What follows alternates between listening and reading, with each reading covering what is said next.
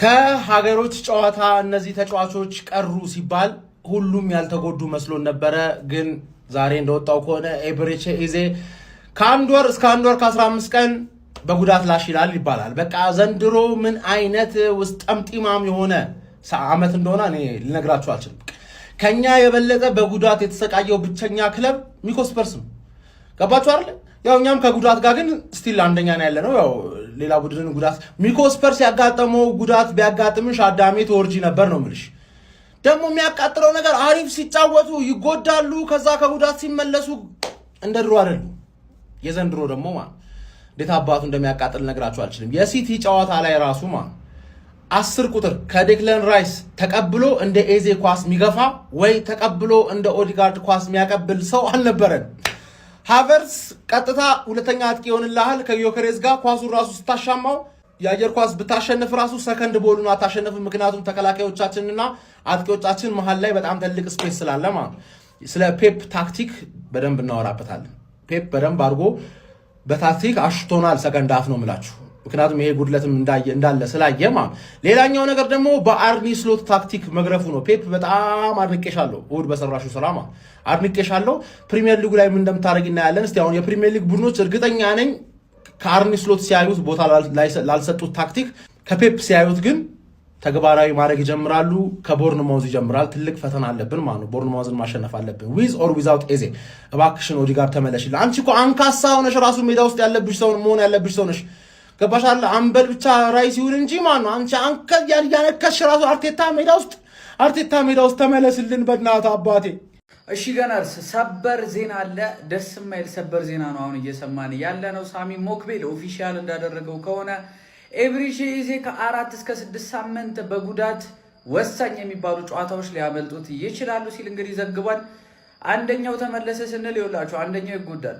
ሳሚ ሞክቤል እንግዲህ አያይዞ እንደተናገረው ከሆነ ማርቲን ኦዴጋርድ ከኢንተርናሽናል ብሬክ በኋላ ቡድኑን ሊያገለግል ይችላል፣ ከጉዳት ሊያገግም ይችላል። የተረጋገጠ ነገር የለም፣ ነገር ግን ተጫዋቹ ከጉዳት የሚያገግምበት ቻንስ አለ ሲል እንግዲህ ተናግሯል። እኔ ምን አይነት እድል እንዳለን ያላቀም የምሬ ነው የምላችሁ። በዚህ ሰዓት እንግዲህ ኤብሬቼ ኢዜን ማጣት ጋይስ እጅግ በጣም የሚያስቆጭ ነገር ነው። ብቻ ማርቲን ኦዴጋርድ ይመለስ።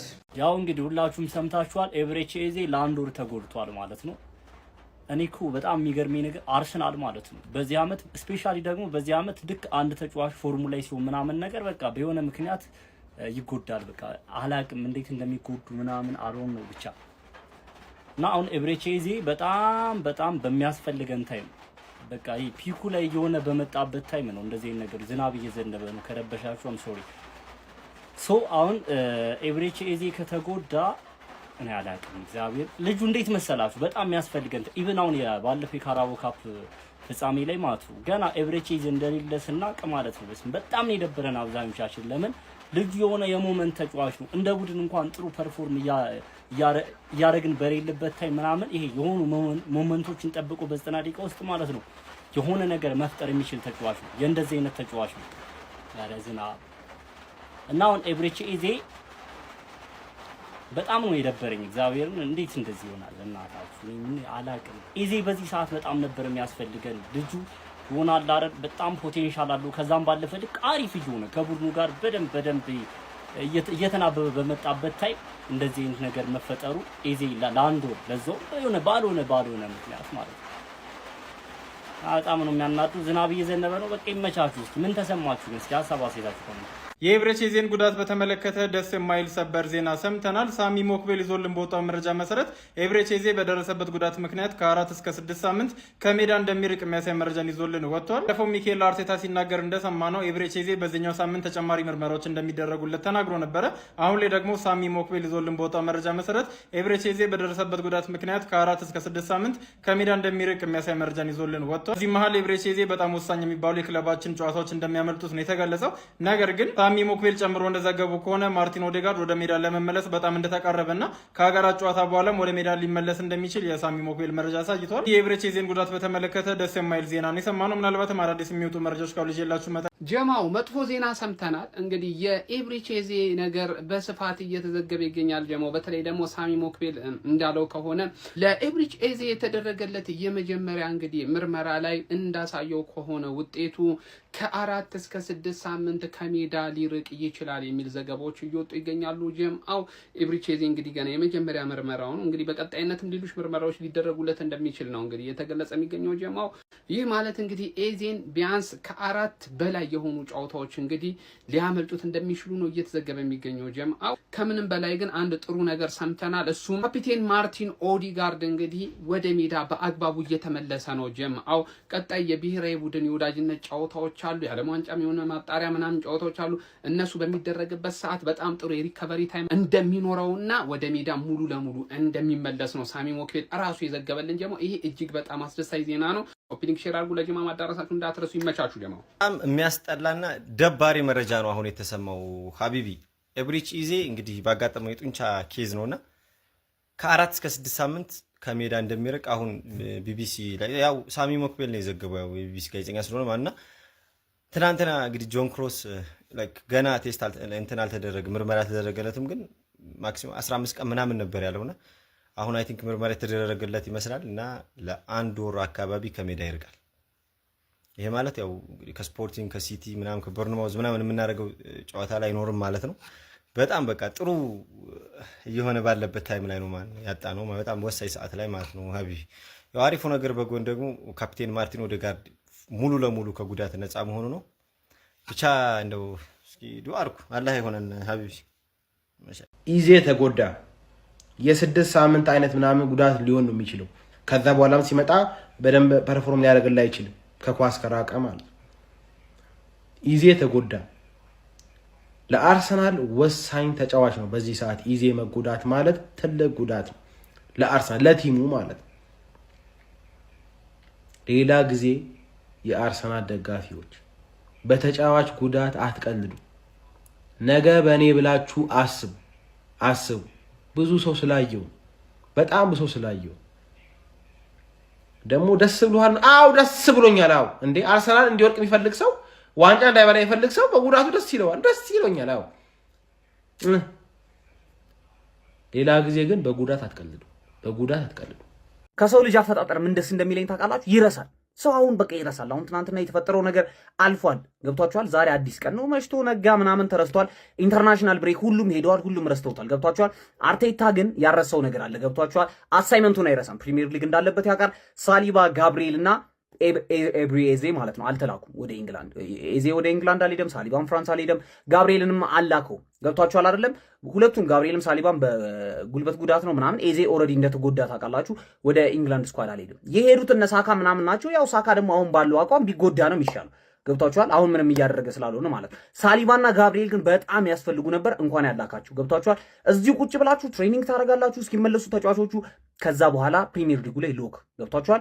ሎክ ማድረግ አሁን ሲቲ ያስከፈለንን ዋጋ ካራቦ ካፕ ላይ ገብቷችኋል? በፕሪሚየር ሊግ እንበቀላለን። በትልቅ ዋንጫ ነው የምንበቀለው። ኤፍኤ ካፕ ላይ እናገኘዋለን። አያሳስብም እኮ አሁን ሁላችሁም የሳቃችሁት ነገር አያሳስብም። ኤፍኤ ካፕ ላይ በጥፊ እንለዋለን። ፕሪሚየር ሊጉ ኦልሬዲ የሚያልቅ ነገር ስለሆነ አርቴታ ትክክለኛ ውሳኔ ነው የወሰንከው። ገብቷላ?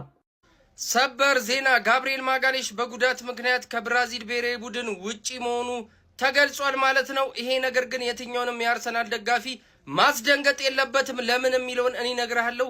በደንብ ኮፒ ሊንክና ሼር እያረክ ታደርስለታለህ ማለት ነው። ጋብሪኤል ማጋሌሽ፣ ዊሊያም ሳሊባ፣ ኤብሪቼዜ፣ ትሮዛርድ እና ቲምበር ወደ ሀገራት ግዴታ አልሄዱም። ይሄም ደግሞ እረፍት ተሰጥቷቸው ይመስለኛል እንጂ የትኛውም ተጫዋች ይሄን ያክል ጉዳት እንዳልደረሰበት ሁላችንም እናውቃለን። ለማንኛውም ማረፋቸው ለኛ ጥሩ ነው ማለት ነው። ይመቻችሁ። ክለባችን አርሰናል ኤብሪቼዜን ከእንግሊዝ፣ ዊሊያም ሳሊባን ከፈረንሳይ፣ ጋብሪኤል ማጋሌስን ደግሞ ከብራዚል ጉዳት አለባቸው መጮት አይችሉም አሁን ለብሔራዊ ቡድን ብሎ ከኢንተርናሽናል ብሬክ አስቀርቷቸዋል እና ለሀገራቸው አይጮቱ። እኔ ማስረጃ ነው እንጂ አጥቶት አልተጎዱም ፋሚሊ እነዚህ ልጆች። ለማንኛውም ግን ወደማል። አርቴታ እናመሰግናለን ያረከው ነገር።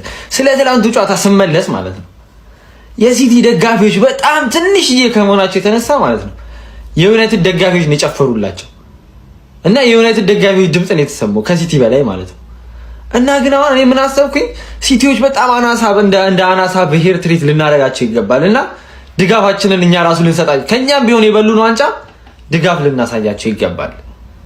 እንዲያ 3 ፍሬ ሆናችሁ እኮ በቃ የሆነ ቲማችሁ ካለው ዋንጫ አነሳችሁ እናንተ ብዛታችሁ የሆነ ቲማችሁ ያለው ዋንጫ በለጠ ከደጋፊዎቹና እኛ ብናግዛችሁ ጭፈራ ራሱ ዩናይትዶች በጣም ዘለላችሁ እናንተ እንዴት ነው እናንተ ብትበሉ ምን ልታረጉ እንደሆነ እኔ ሳስበው ራሴን አመመኝ ማለት ዩናይትድ ዋንጫ ቢበላ አርስ የአርሰናል ድጋፍ አይተሃል አይደለ በካራባኦ ካፕ ምን እንደተደረገን አይተሃል አይደለ ሌላውን ፈጣሪ ይጠብቃል ሌላ ምንም ማለት አልችልም ብቻ ፋሚሊ ከሜዳ ሊርቅ የሚችልበት እድል እንዳለ እየተገለጸ ይገኛል በጣም ትልቅ ሎስ ነው አይደል ከማንቸስተር ሲቲ ጋር ስንጫወት በካራባኦ ካፕ ፍጻሜ ማለት ነው በጣም አስፈላጊ የነበረው ያጣነው ኳሊቲ የኤብሬቺ ኤዜ አንዱ ኳሊቲ ነበር እሱም ከቦክስ ውጪ የሚመታ ኳሶችን እንዲሁም ደግሞ በመሃል ሜዳ ላይ የሚፈጥራቸው ክሬቲቪቲዎች በጣም አስፈላጊ ነበሩ እነሱ ሉዝ አድርገናል የአርሰናልም ካውንተር አታክ የዛን ያህል አስፈሪ ሊሆን የማይችልበት ደረጃ ላይ ደርሶ ነው የተመለከትነው በዛን ጨዋታ አሁን ደግሞ